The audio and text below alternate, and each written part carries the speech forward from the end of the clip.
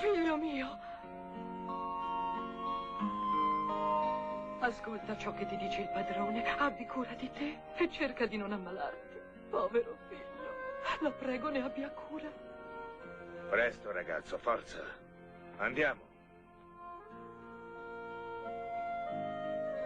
Ti prego, torna presto! Fratellino mio, torna presto!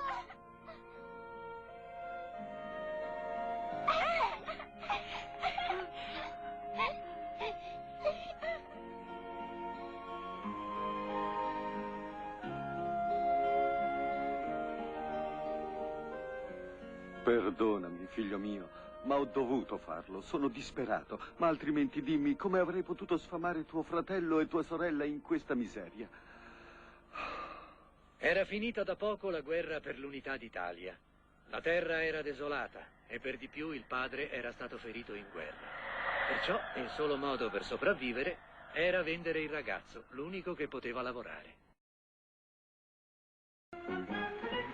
Signore e signori, adesso vi presenterò il numero più affascinante, i leoni che passano attraverso il fuoco. Bravo Piero! Avanti, bei leoncini! Oh!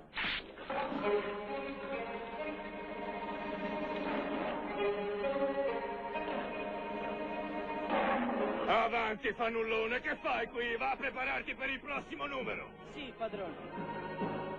Hop! Hop! Hop! Hop! Bravo!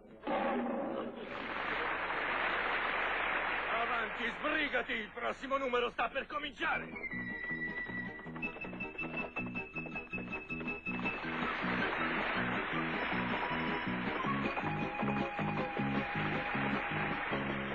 Passarono così 2 anni a girovagare insieme con il circo in molti paesi d'Europa.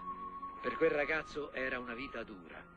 Il padrone spesso lo picchiava e a volte lo frustava persino. E oltre a trattarlo sempre molto male, non gli dava abbastanza da mangiare.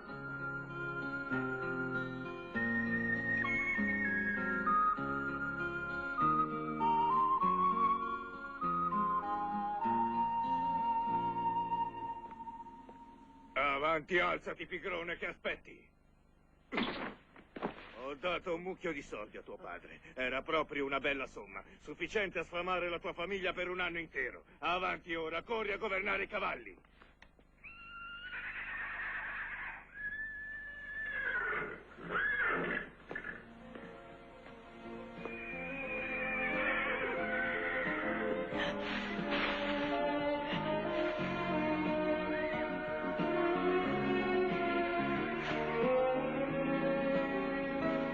E quando avrai finito, occupati dei cani! Sì.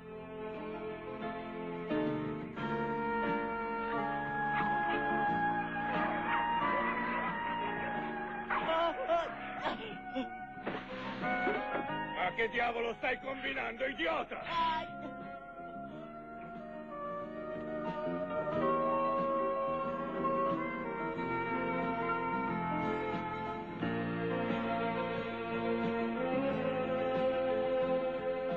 Dopo molto tempo, il ragazzo con il circo arrivò in Spagna.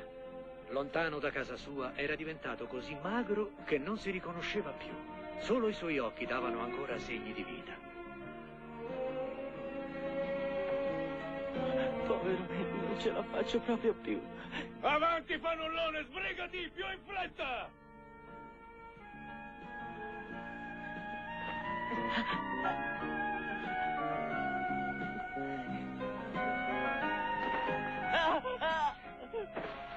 Sciocco distratto, quello era il cibo dei miei cani, ora prendi questo!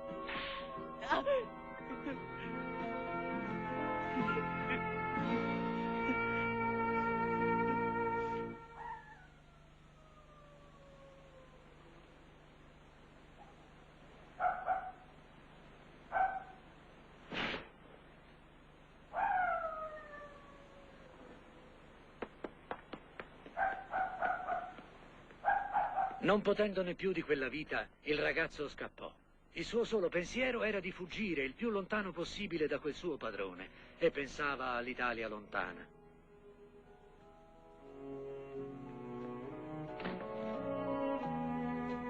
Quando arrivò a Barcellona, la stanchezza e la fame erano tali che non riuscì più a reggersi in piedi e cadde. Il console italiano venne a conoscenza del fatto, si precipitò sul luogo, lo portò al consolato e si prese cura di lui.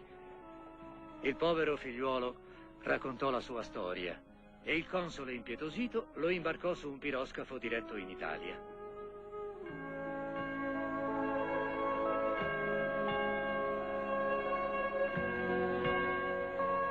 La tua storia ha quasi dell'incredibile. Sembra proprio una di quelle storielle che raccontano i bambini che hanno molta fantasia. Via, non verrai davvero a dirmi che stai fuggendo dal circo? Ehi, non starai per caso mentendo? Io non mento mai, signore.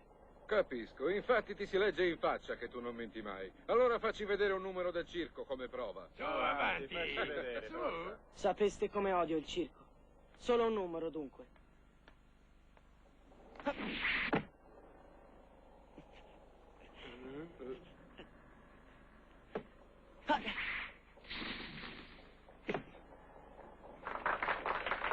Il ragazzo diceva proprio la verità. Ehi, che ne direste di dargli tutti qualche soldo per il suo spettacolo? Certo, perché no? Ecco, prendi, ragazzi. Sono davvero tutti tuoi, ragazzo. Puoi prenderli.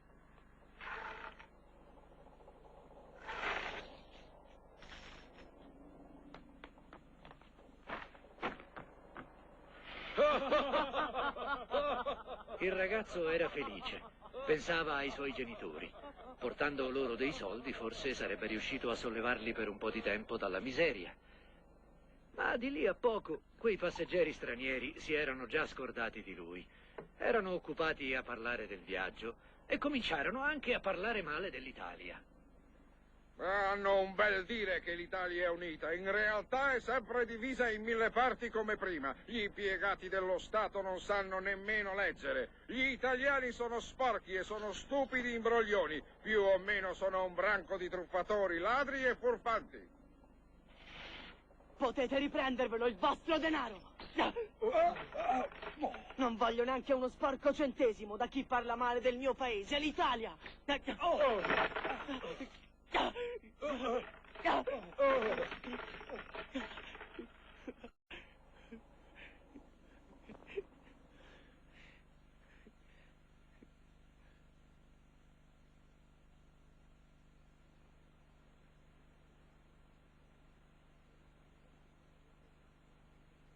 Ecco dunque come si conclude il racconto del piccolo patriota padovano.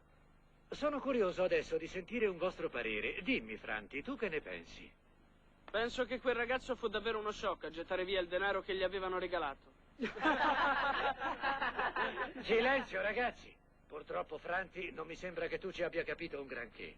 Enrico, parla tu adesso. Sì, signor maestro. Mi ha molto colpito il gesto di quel ragazzo perché gettando via quel denaro dimostrò a tutti che nonostante la sua misera vita amava ancora la sua patria, l'Italia. Bravo. La nostra cara patria, l'Italia, in passato, era divisa in tanti stati e per questo fu invasa e occupata più volte dalle truppe straniere di questo o di quell'altro paese. Decine di migliaia di persone furono uccise durante la guerra per l'unità, ma dopo tanto sangue versato, il paese è stato finalmente unito.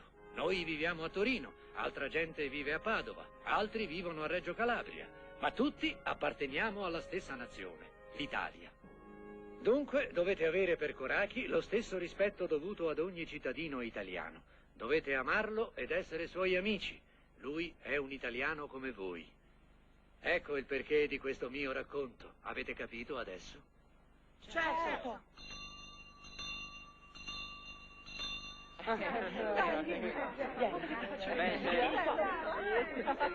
Questa penna è ancora nuova, non l'ho mai usata. Spero che ti piaccia. E questo quaderno è per te. Accettalo. E io ti regalo questa fotografia. È la locomotiva che guida mio padre, sai? Questo è un francobollo svedese che mi ha regalato mio padre. Io lo regalo a te. Tienilo per mio ricordo. Grazie, grazie, grazie, grazie. Credo di aver capito perfettamente il vero motivo per cui il maestro Perboni ci ha raccontato quella storia.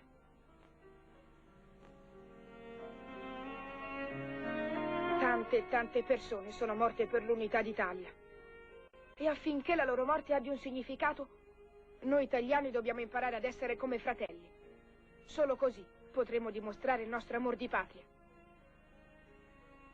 Questo è ciò che veramente mi ha fatto comprendere il racconto del maestro Perboni.